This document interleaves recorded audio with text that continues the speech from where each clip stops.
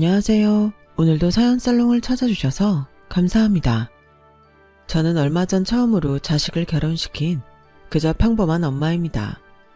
저에겐 유독 아픈 손가락에 자식이 있어요. 제 나이 30이 되기 전에 10살인 아들을 갖게 되었는데 아마도 이렇게 말하면 제가 재혼을 했으려나 하고 생각하실 수도 있는데요. 저희 아들은 저희 남편의 조카였어요. 저는 그저 평범한 집에 태어나 큰 어려움 없이 자랐어요. 어릴 때는 평범한 건 시시하다고 생각했었는데 부모가 되고 인생을 살아보니 그 평범한 일상들이 얼마나 감사한 일인지 알게 되었네요. 그렇게 살던 전 당시 다니고 있던 작은 회사의 선배의 소개로 지금의 남편을 만나게 됐어요.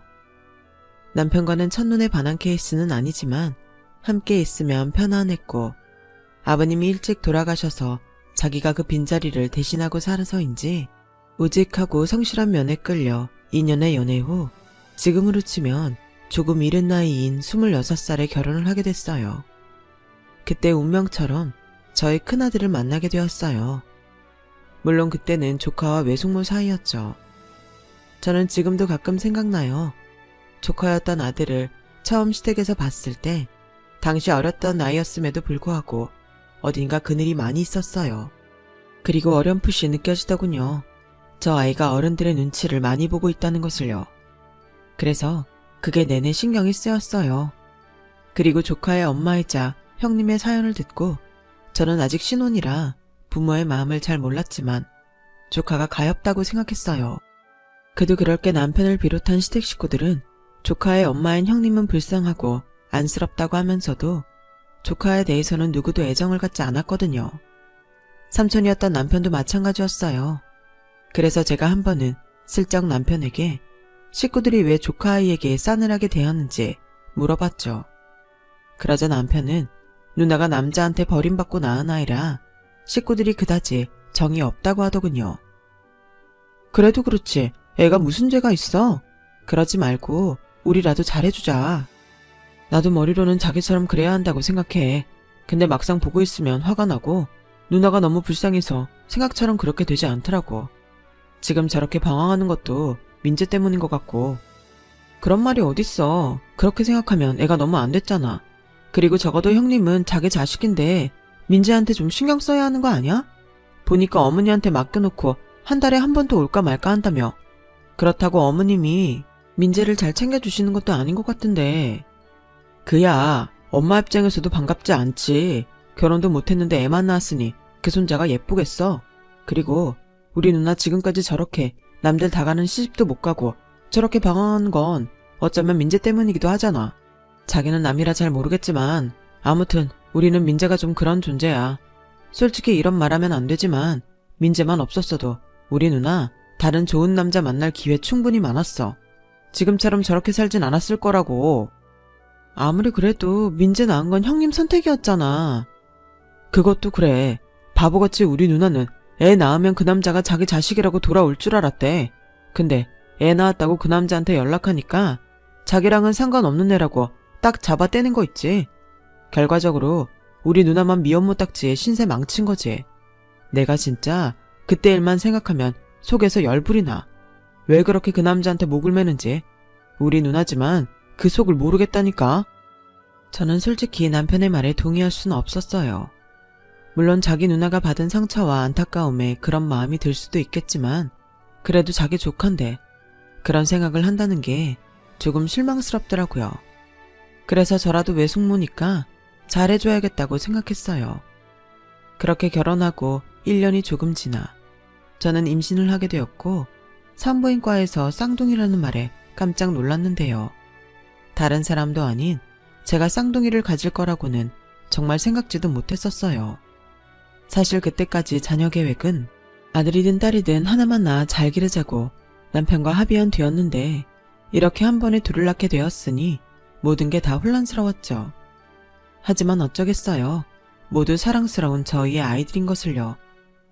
그래서 현실을 받아들이고 쌍둥이인 아이를 무사히 출산하기 위해 저는 다니는 직장도 출산일이 다가올 즈음 그만두었고 마치 제가 퇴사를 하고 기다렸다는 듯 두 아이들을 예정보다 조금 일찍 출산하게 됐어요.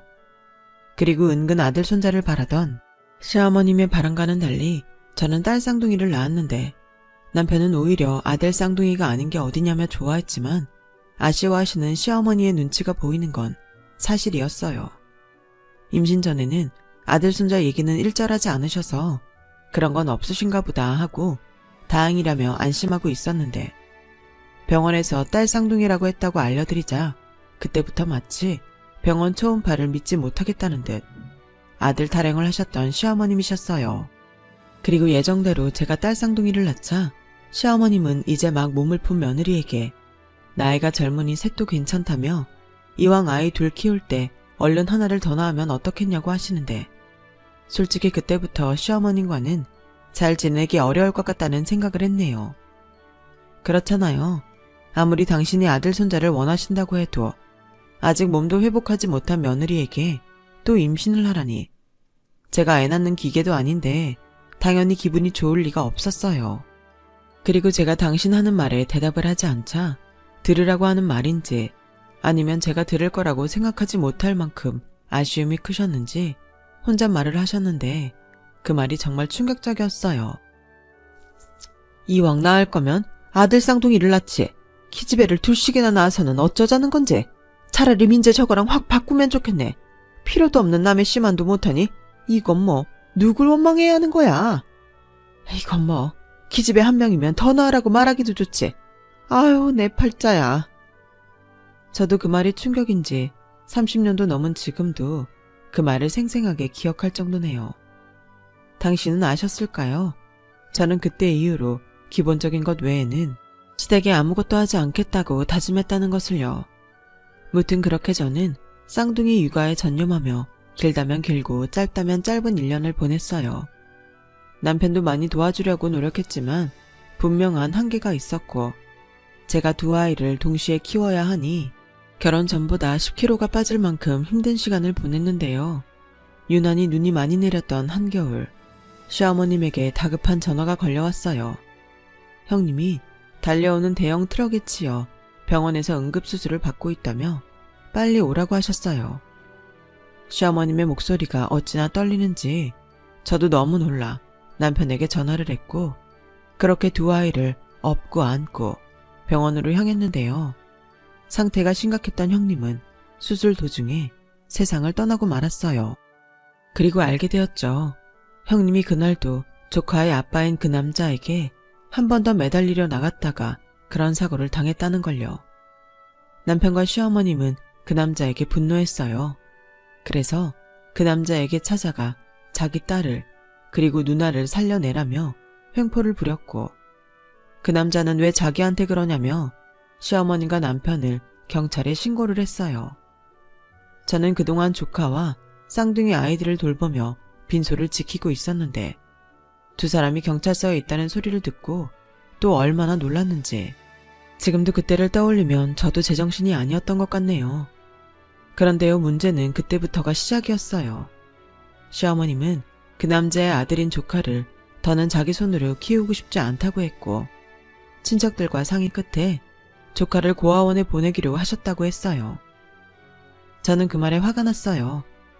아직 10살밖에 되지 않은 조카가 홀로 큰 빈소를 지키며 상주 노릇을 하고 있는데 어른들이라는 사람들이 모여서 생각한 게 고작 조카를 고아원에 보내겠다는 것이었으니까요. 그래서 제가 남편에게 조용히 말했어요. 여보, 솔직히 이건 아니잖아. 민재 입장에서 생각해봤어? 남도 아니고 가족들이 어떻게 그런 생각을 해? 나도 좋아서 결정한 거 아니야. 그리고 왜 우리만 민재를 책임져? 민재의 아빠인 그 자식도 있잖아. 오히려 우리가 아니라 민재 쟤는 그 자식이 데려가야지. 그렇다고 우리도 맡을 수 없다고 고아원에 보낸다고? 여보, 우리도 부모잖아. 그러지 말고 자기라도 식구들 설득해봐. 지금까지도 어머님이 데리고 살았었잖아. 어머님이 이제 싫다고 하면 우리라도 데리고 있자. 뭐? 나도 싫어. 우리가 왜 우리 누나 그렇게 만든 놈의 자식을 맡아? 그리고 나도 싫은 걸 어떻게 엄마한테 강요하냐?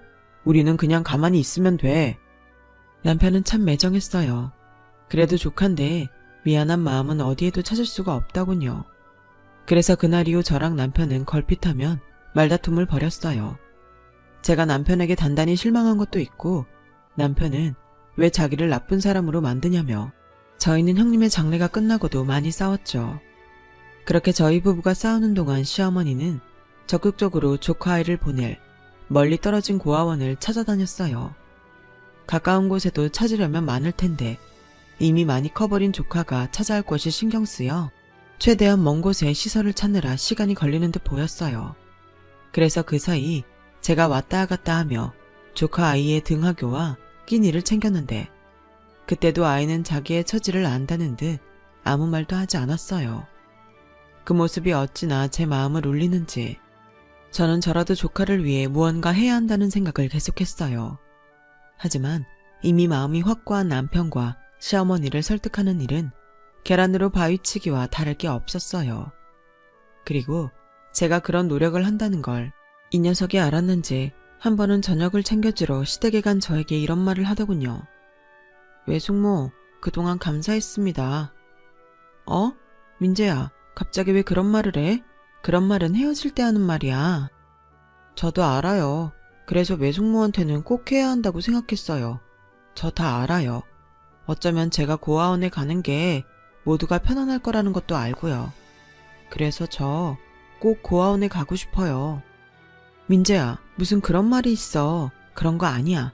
식구들이 지금은 엄마가 그렇게 가셔서 화가 나서 그래. 시간이 좀 지나면 모두 다 후회할 거야. 저는 괜찮아요. 저는 원래부터 태어나면 안 되는 애였으니까요. 할머니가 늘 말씀하셨어요. 저만 생기지 않았다면 저희 엄마는 훨씬 더 행복하게 살았을 거라고요. 그래서 엄마가 저를 보러 오지 않는 거라고 했어요.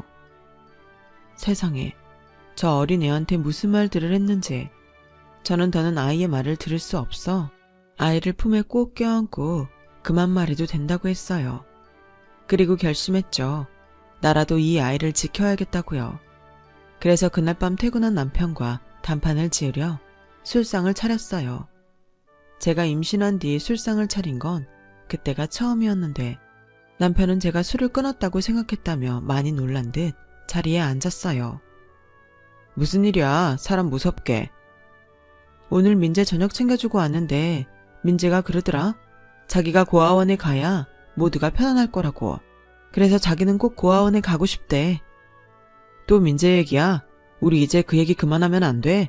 막말로 당신이 지금 쌍둥이 키우느라 힘든데 민재까지 책임질 수 있어? 감정적으로 결정할 일이 아니야.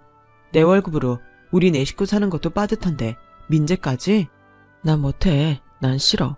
자기는 나보다 민재가 더 중요해. 지금 그걸 말이라고 해? 비교할 걸 비교해야지. 말 나온 김에 우리 확실하게 결정하자. 나 민재 키우고 싶어. 자기한테 생활비 부족하다고 안 할게. 우리 애들 좀 있으면 어린이집 가고 그럼 나도 슬슬 다시 일하면 돼. 자기야, 난 싫어. 왜 자기가 민재 때문에 그렇게 해야 해? 우리 애들은 또 무슨 죄야. 난 그냥 1년 더 자기가 우리 애들 집에서 봤으면 좋겠어. 그게 정서적으로 더 좋지. 우리 애들 잘 키우자고 민재를 모른 척해? 요즘 맞벌이 하는 집들 다 돌진하면 아이들 어린이집에 보내. 그리고 내가 꼭 그러겠다는 게 아니고 생활비 부족하면 그렇게라도 하겠다고. 내가 아껴서 새 아이 키울 테니까 자기는 결정만 해. 정말 사람 불편하게 왜 그러냐. 자기라도 좀 나 편하게 해주면 안 돼? 나라고 조카인데 민재 보는 게 편할 것 같아. 나도 알아. 내가 민재한테 잘못하는 거. 그래서 더 피하고 싶어. 이런 말을 내 입으로 해야 내 마음을 알아? 그래, 자기 마음 모르는 거 아니야. 근데 이미 자기도 아는 거잖아. 그렇게 하는 게 미안하다는 걸. 여보, 내가 부탁할게. 우리가 민재 키우자. 은경아, 정신 차려. 엄마도 아마 그건 안 된다고 하실 거야. 그러니까 이제 이 얘기는 그만하자. 좋아. 그럼 나 자기랑 이혼할래. 뭐? 자기 미쳤어. 왜 우리가 이혼을 해? 솔직히 정말 실망했거든. 그렇게 이기적인 사람이라면 나중에는 다른 일로 나랑 똑같이 싸우겠지. 그럴 바에는 그냥 지금 갈라서자. 난 힘도 없고 약한 아이도 지키지 않는 남자랑은 더는 부부로 살고 싶지 않아. 남편은 제 말에 입을 다물지 못했어요.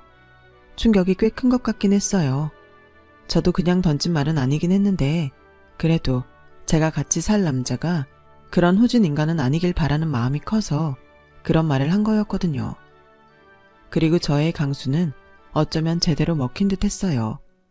한 일주일 동안은 냉전을 벌이긴 했지만 시어머님이 끝내 남해에 있는 시설을 찾았다며 이야기를 꺼내자 남편이 먼저 이렇게 말했어요. 엄마, 남해는 정말 멀다. 우리 정말 민재한테 그래도 돼? 얘가 뭘 잘못 먹었나? 너 갑자기 왜 그래? 그동안 발품 팔아가며 일부러 거기까지 내려가서 찾은 건데 무슨 헛소리야? 난 그냥 민재 지금처럼 지내게 했으면 좋겠는데 그건 안 되는 거야. 야, 나 너를 지금 내 딸 잡아먹은 놈 새끼를 키우라는 거야. 얘가 정말 왜 이래? 그럼 우리가 데려가서 키울게. 애들 엄마도 그러고 싶다고 하고. 뭐? 네가 미쳤구나. 너는 그런 얼빠진 생각하지 말고 네 자식을 하나 더 낳아. 대 끊기게 둘 거야. 그렇게 아들 타령하시는데 그냥 민재 우리 아들로 입양할게. 그때였어요. 어머님이 입양한다는 말에 눈이 튀어나올 듯 하더니 끝내 매서운 손바닥으로 다 큰 아들 등짝을 후려치셨어요. 그래서 제가 말리며 제가 그러고 싶다고 소리쳤어요. 그러자 차마 저에게는 남편처럼 굴 수 없던 시어머님은 그 자리에서 앓는 소리를 하며 누우셨고 저는 무릎까지 꿇으며 제가 키우고 싶다고 고아원에 보내지 말라고 사정했어요. 그렇게 반강제로 저희 부부는 민재를 저희 집에 데려왔어요. 그 뒤 시어머님은 저희 집의 발길을 뚝 끊으셨고 저희가 시댁에 간다고 해도 오지 말라며 마음의 문을 단단히 닫으셨는데 죄송한 마음이지만 저에게는 그런 시어머님보다 민재가 우선이었어요. 민재는 태어나 단 한 번도 길하고는 펴고 살지 못한 아이처럼 저희 집에 와서도 혼자만 헛돌았고 저는 그런 아이가 마음의 문을 열 수 있도록 노력을 많이 했는데요. 사실 데려오기만 하면 다 저절로 될 줄 알았는데 그건 그거대로 어려운 부분이 많았어요. 남편이 제 성화로 민재를 데려왔기 때문에 여전히 민재 보는 걸 껄끄러워했고 민재는 그런 남편의 눈치를 보며 저녁 시간에는 방에서 나오지 않으려 했어요. 민재야, 여기서 뭐해? 나와서 동생들이랑 과일 먹자. 저는 괜찮아요. 이렇게 혼자 책 읽는 게 편해요. 우리 민재는 책을 진짜 좋아하는구나. 어떤 책 봐? 학교 도서관에서 빌렸어요. 재밌어요. 시간도 금방 가고. 아무래도 아이는 책을 읽으며 현실의 고통을 잊으려 하는 듯 보였어요. 그리고 학교에서 빌려왔다는 책들을 보니 모두 하나같이 고아이거나 마음이 힘든 아이들이 주인공인 책이었는데 그 모습을 보니 제가 더 노력해야겠다는 생각이 들더군요. 그래서 쌍둥이들이 어린이집에서 늦게 오는 날이면 민재만 데리고 나가서 영화도 보고 서점에 데려가 책도 사자고 했는데요. 그럴 때면 외숙모, 책은 도서관에서 빌리면 공짜예요. 굳이 돈 주고 살 필요가 없어요. 저는 괜찮으니까 은별이랑 은채 책 사주세요. 라고 하는데 목구멍에 고구마가 100개는 막힌 것처럼 답답했어요. 그래서 사람들이 보든 말든 그 큰 서점에서 울어버렸는데요. 아마도 저의 그 모습에 민재가 많이 놀란 듯 보였어요. 숙모, 왜 그러세요? 제가 뭐 잘못했어요? 너 진짜 숙모한테 너무 나쁜 아이야. 숙모는 너한테 너무 잘해주고 싶은데 네가 자꾸 숙모 마음을 몰라주니까 숙모가 어떻게 해야 할지 모르겠잖아. 민재야, 그런 생각 이젠 안 하면 안 돼? 숙모는 민재도 은별이랑 은재처럼 똑같이 소중해. 정말 그걸 모르겠어? 숙모, 죄송해요. 근데 저는 정말 제가 이래도 되는 건지 모르겠어요. 한 번도 저한테 이렇게 해주는 사람이 없었는데. 미안해. 숙모가 미안해. 하지만 이제부터는 그냥 다 괜찮아. 화나면 화내도 괜찮고 갖고 싶으면 갖고 싶다고 해도 돼. 숙모는 네가 불쌍해서 데려온 게 아니야. 너한테 보여주고 싶은 게 많아서 그걸 해주고 싶어서 데려온 거야. 그날 저는 처음으로 민재 손을 잡고 집에 왔어요. 그리고 그날 이후 조금은 어색하지만 민재도 저도 진짜 가족이 되기 위한 노력을 했고 다행히 민재가 어렵다는 남편도 조금씩 마음의 문을 열기 시작하더군요. 오늘 민재가 상장 받아왔는데 자기가 데리고 나가서 뭐라도 좀 사주고 와. 내가? 자기가 하지.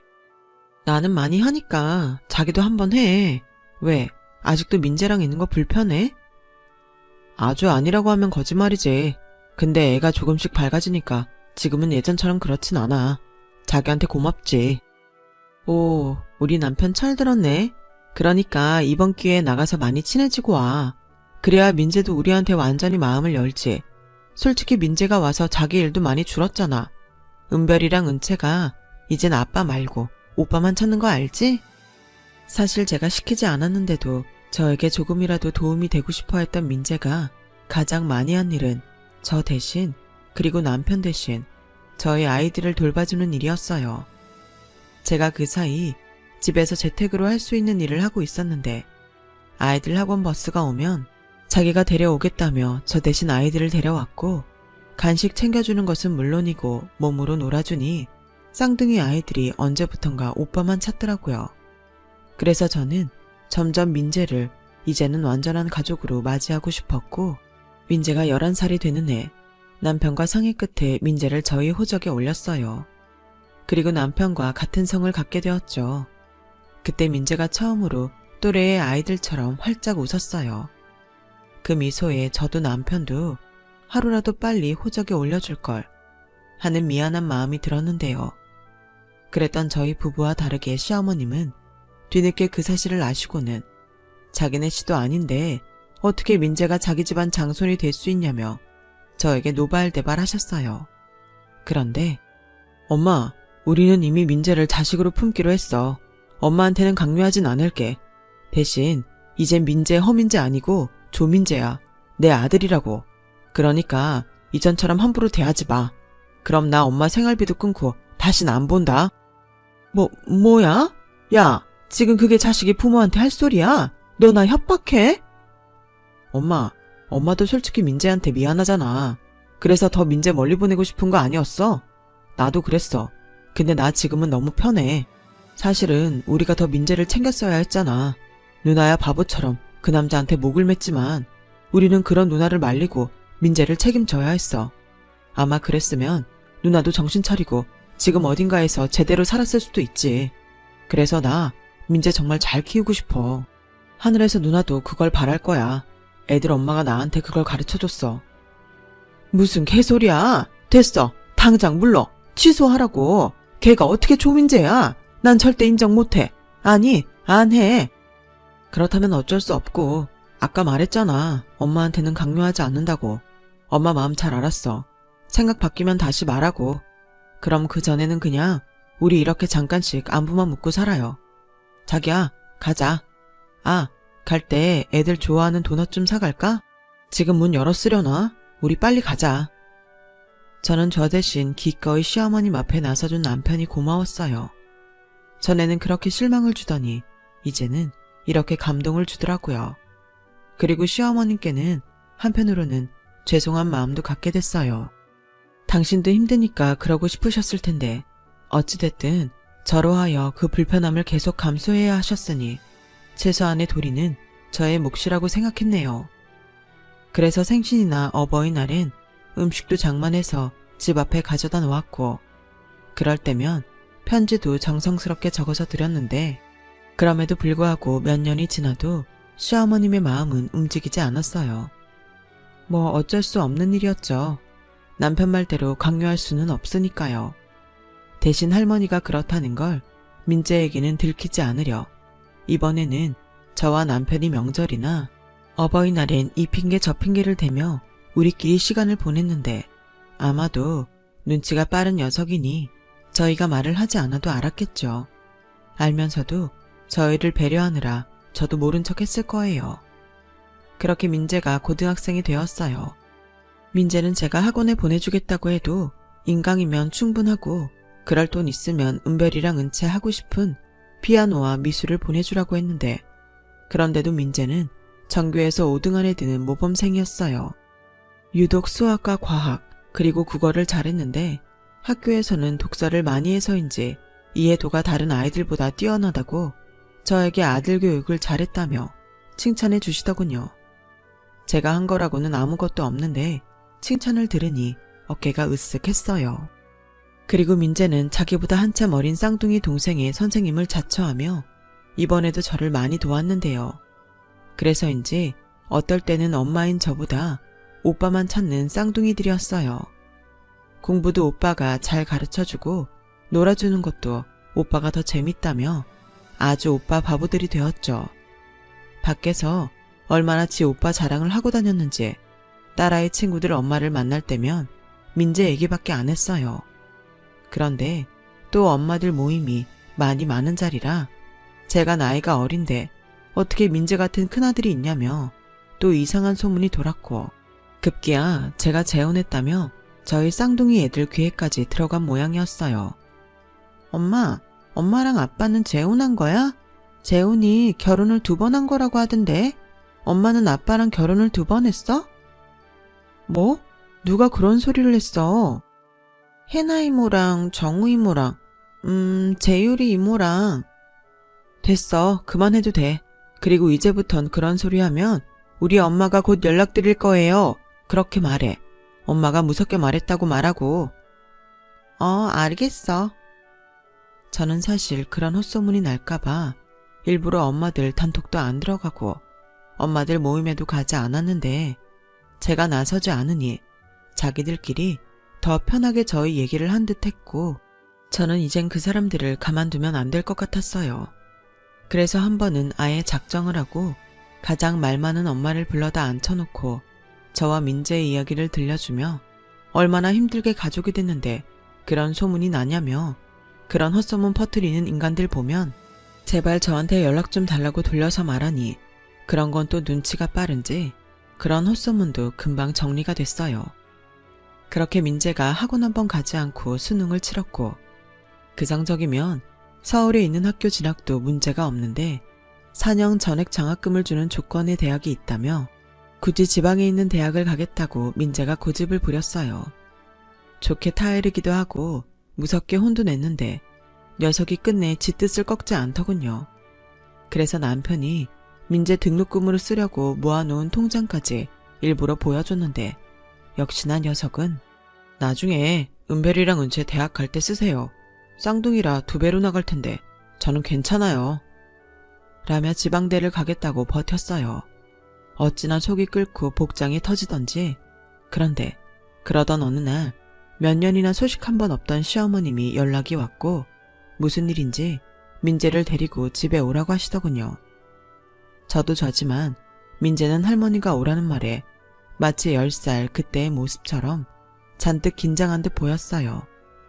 그래서 이젠 엄마가 옆에 있으니 아무 걱정하지 말라고 했는데 그래도 마음이 불안했는지 잡은 손에서 미세한 떨림이 느껴졌어요. 그렇게 참 오랜만에 시댁 문 앞이 아닌 시댁으로 들어갔어요. 그러자 한 상 가득 음식을 차려놓은 시어머님은 반갑게 저희를 맞이하는 것처럼 보이더니 민재와는 눈도 제대로 맞추지 않으셨는데 식사가 끝나고 남편이 무슨 일로 불렀냐고 물으니 그제야 시어머님은 안방에서 어떤 꾸러미를 들고 나오셨어요. 민재 대학 가잖아. 할미도 들었다. 장학금 준다고 해서 지방대 간다 그랬다고? 그러지 말고 이 돈으로 너 가고 싶은 학교 가거라. 엄마, 이게 다 돈이야? 엄마가 무슨 돈이 있어? 민재 엄마 사망보험금이야. 마음 같아서는 그 돈으로 여기 확 뜨고 싶었는데 딸 자식 목숨값이라 손이 가지 않더라. 그래서 그냥 이참에 털어버리려고. 이왕이면 지 자식한테 쓰는 게 지 속도 좀 편할 것 같고. 어머님, 이거 주시려고 일부러 민재 데려오라고 하셨어요? 나도 사람인데 마음이 편하겠냐? 네 편지 받아서 읽을 때마다 꼭 내 잘못 꼬집하는 것 같고 마음이 아주 불편했다. 그런데 지금 생각하니까 그때 내가 남의 애 재 보냈으면 그건 그거대로 참 불편했을 것 같아. 네가 나를 멈춰줘서 내가 더 큰 죄를 짓지 않고 살았다. 고맙다. 아니에요. 저도 사실은 어머님께 죄송해서 내내 마음이 불편했어요.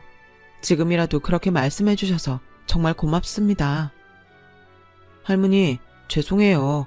제가 같이 있을 때 할머님께 더 잘해야 했는데. 됐어. 할미야말로 미안하지. 어린 너 앞에서 내가 못할 말 많이 했잖아. 미안하다. 할미가 어리석었어. 그리고 이제는 나도 너를 허민재가 아닌 조민재로 인정하려고. 엄마, 정말 그렇게 해주실 거야? 그래, 자식 이기는 부모 없고 니들이 나보다 힘든 결정하고 노력하는데 그거라도 해야지. 그래야 나도 속이 편할 것 같다. 민재 엄마야. 저요? 그래, 이젠 네가 민재 엄마잖아. 민재 잘 키워줘서 고맙다. 이 돈으로 민재 공부시켜라. 고맙습니다. 그날 어쩌면 태어나 가장 많이 눈물을 흘렸던 것 같아요. 사람이 어떻게 그럴 수 있냐며 비난만 했지 저런 큰 결정을 하실 수 있을 거라고는 생각하지 않았거든요. 그날 이후 저희는 정말 한 가족이 되었어요. 그동안 서로 다른 마음으로 보지 못한 시간이 있어 그런지 더 끈끈하고 함께하려는 의지가 많았죠. 그렇다 보니 민재를 비롯한 쌍둥이 아이들까지 좋은 영향을 받았는지 어디 가서도 구김살 없고 사랑을 많이 받은 티가 나는 아이들이 되었어요. 그렇게 저와 남편은 나이 먹는 것도 잊은 채 새 아이를 키웠고 공부 욕심이 유독 많은 민재는 형님이 남겨준 보험금으로 공과 대학원 공부까지 마칠 수 있었는데요. 그렇게 대학원을 졸업한 민재는 계속 공부를 할 거라는 제 생각과는 달리 사업을 하겠다며 같이 대학원을 나온 동기들과 소자본으로 사업을 시작했어요. 저는 늘 민재가 하고 싶은 거라면 언제나 믿고 밀어주는 편이었기에 사업을 한다고 했을 때 놀라긴 했지만 말릴 생각은 없었죠. 그렇게 작게 시작한 민재의 사업은 민재의 노력과 열정으로 시간이 지나 조금씩 성장에 성장을 거듭하며 창사 10주년을 맞이하는 제법 탄탄한 사업체가 되었어요. 이젠 CEO라는 타이틀이 제법 어울리는 민재는 집을 떠나 혼자 생활하며 참 바쁘고 열심히 살았는데 그 노력이 결실을 맺어가듯 여기저기서 인터뷰도 하고 칼럼도 쓰면서 나름 유명해지기 시작했어요. 제가 키웠지만 어찌나 멋있는지 벌써 누가 사위 삼겠다고 할까봐 걱정이 되었는데 한 번은 모르는 번호로 누군가로부터 연락이 오더군요. 기가 막히게도 민재의 친부였어요. 민재 아빠입니다. 제 연락처를 어떻게 알았죠? 그리고 아빠라뇨. 민재 아빠는 제 남편인데요. 그쪽이 제 남편은 아니잖아요. 어디다 대고 민재 아빠라고 하시죠? 이렇게 다짜고짜 화를 내시면 제가 무슨 말을 하겠습니까? 저도 민재 엄마 그렇게 되고 한 번도 마음 편하게 살지 못했습니다. 민재도 많이 그리웠고요. 제 자식인데 제가 거두지 못했으니 그 마음을 누가 알까요? 글쎄요. 상관없는 아이라고 저희 어머님이랑 제 남편까지 경찰에 신고한 사람이 그런 말을 하니 제가 정말 어이가 없네요. 저에 대해 감정이 좋지 않다는 건 이해합니다. 저도 사정이 있었어요. 집안에서 정해놓은 약혼자가 있어서 민재 엄마를 받아줄 수 없었습니다. 그래도 아이만큼은 제가 책임지려고 했어요. 참 빨리도 그런 생각을 하셨네요. 지금 민재가 몇 살인지 아십니까? 빙빙 돌리지 마시고 용건을 말하세요. 설마 이제 와서 염치 없이 부모 대접을 받겠다는 건 아니시죠? 전화 속의 그 염치 없는 인간은 말을 빙빙 돌렸지만 끝내 돈 이야기를 했어요. 자기도 사업을 하는데 많이 어렵다고. 자식인 민재 도움을 받고 싶다는 게 용건이었어요. 참, 끝까지 당신이라는 사람은 쓰레기네. 자기 아들이라고 말하면서 그 아들이 성인이 될 때까지 코빼기 한번 비추지 않고 학비 한번 내본 적 없으면서 뭐? 도움을 받겠다고? 당신이 그러고도 인간이냐? 내 아들 주변에서 얼씬거릴 생각하지 말고 당장 끊어. 내 경고 무시하면 이번엔 내가 당신 경찰에 신고할 테니까 그런 줄 알고. 아니, 지금 그쪽이야말로 무슨 자격으로 애 친부인 나한테 그런 소리랍니까? 왜 당신들이 내 자식 덕을 보고 사냐고. 왜? 내 아들이 잘 나가니까 이젠 아까워서 친부인 나한테도 주기 싫습니까? 뭐라고? 지금 덕을 보고 싶은 사람이 누군데? 당신 큰 코 다치고 싶지 않으면 당신 욕심 여기서 접어. 알겠어? 저는 얼굴이 시뻘겋게 달아오를 정도로 화를 냈어요. 그때 당시 시어머니 연세가 많으셔서 합가를 한 상황이었는데 시어머님이 무슨 일이냐며 놀라서 뛰어오실 정도였죠. 예, 민재 엄마야. 무슨 일이냐? 무슨 일이길래 생전 목소리 높이는 법이 없는 네가 소리를 다 질러. 아니에요. 그냥 별 미친놈이 미친 소리를 해서 흥분했어요. 누군데? 내 아들은 아니지? 어머님도 참. 저는 차마 시어머님에게 민재 친부가 전화를 했다는 말을 하지 못했어요. 분명 충격을 받을 것이었고 이미 너무 노쇠하신 시어머님이시기에 괜히 충격받고 쓰러지실까봐 저는 이 일을 말할 생각이 전혀 없었어요.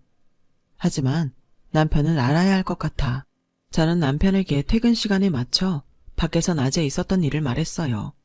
그러자 남편은 얼굴이 굳어지더니 이내 씩씩거리며 그 인간에게 온 번호를 물었고 저는 혹여 남편이 그 인간을 찾아가 무슨 일을 벌일까 우선은 가만히 있자고 화가 난 남편을 겨우 달랬어요.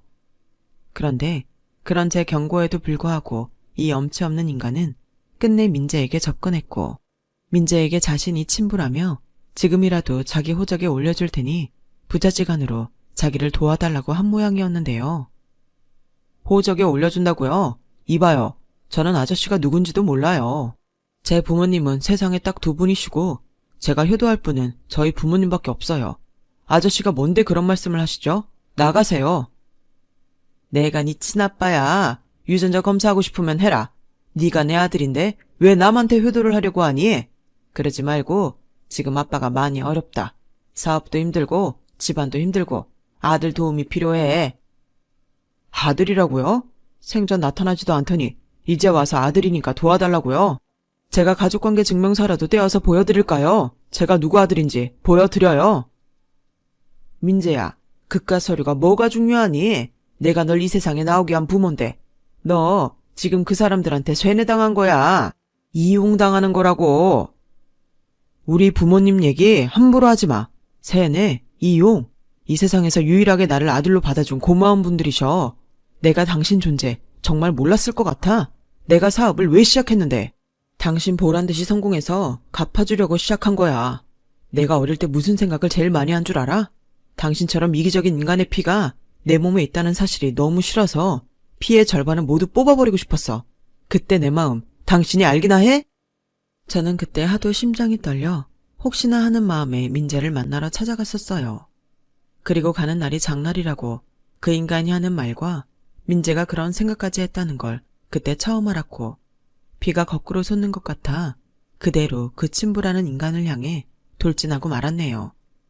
그러자 놀란 민재가 저를 뜯어 말렸고 민재는 경찰에 신고하겠다는 그 친부에게 하려면 해보라고 자기도 똑같이 신고하겠다며 응수를 했는데요. 깨갱한 꼴이 되어버렸어요.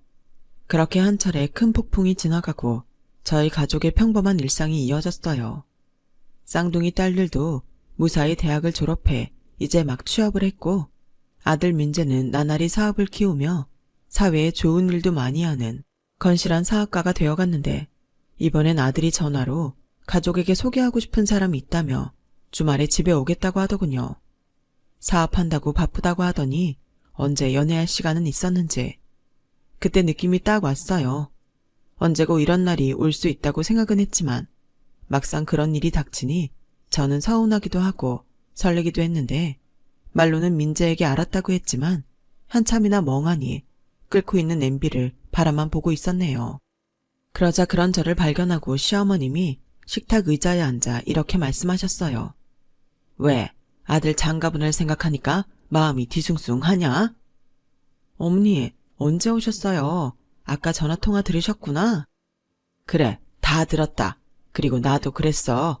내 아들이 너 집에 데리고 온다고 했을 때 나도 너처럼 그렇게 멍하니 서 있었다.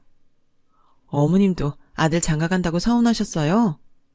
그럼 아들 뺏기는 기분도 들고 어떤 여자를 데리고 오려나 기대도 되고 걱정도 되고. 와, 지금 제 기분이 딱 그래요. 근데 난 너 처음 봤을 때 참 다행이다 싶었다. 너라서 다행이라고 생각했어. 아마 민재라면 그런 여자를 데려올 게다. 내 아들이 너를 데려온 것처럼.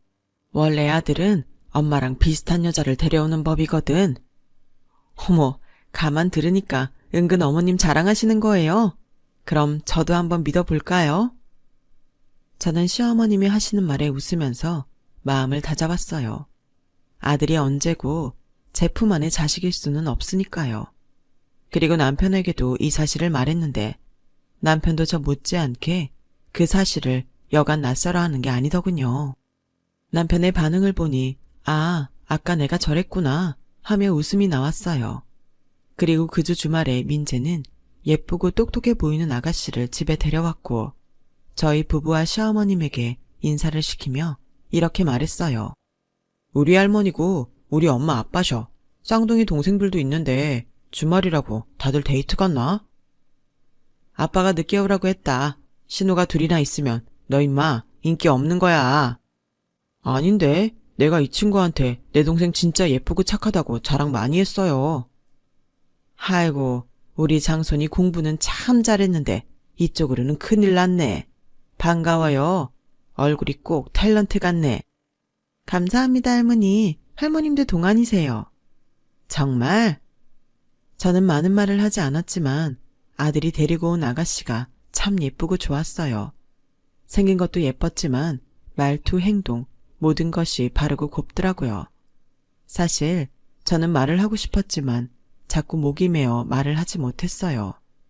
그렇게 작고 눈치만 보던 민재가 훌륭하게 잘 커서 이젠 장가를 간다고 색시를 데려오다니 저 혼자 주책맞게 울컥하더라고요.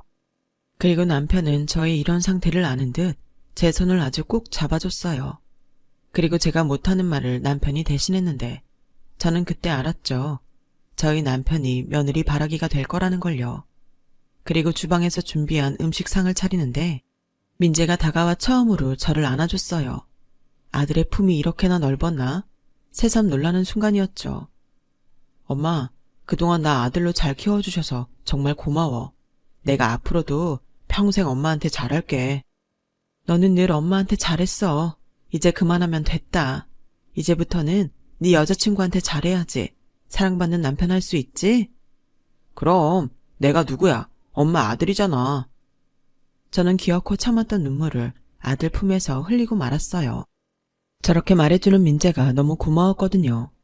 그리고 저희 부부는 결혼 준비를 하는 아들과 예비며느리에게 적지만 부모된 도리를 하고 싶어 그동안 결혼자금으로 준비한 1억이 든 통장을 건네주었는데요. 그날은 웬일인지 민재가 아무 소리 없이 그 통장을 가져갔는데 결혼식을 코앞에 둔 어느 날 저희 부부가 준비한 돈에 공을 하나 더 붙여 가져왔어요. 야, 이게 뭐야? 10억? 뭘 놀래? 그동안 이렇게 잘 키워준 보답에 비하면 적은 돈이지. 무슨 소리야? 뭘 그런 걸 돈으로 계산을 해? 엄마가 너 이렇게 키웠어? 아니 꼭 그렇게 돈으로 계산한다기보다 이제 장가 가면 아무래도 내 마음처럼 못할 수도 있으니까 내 마음이 그렇다 하는 거 보여주는 거지. 그래 여보, 우리 아들이 나름 짱구 굴려서 가져온 건데.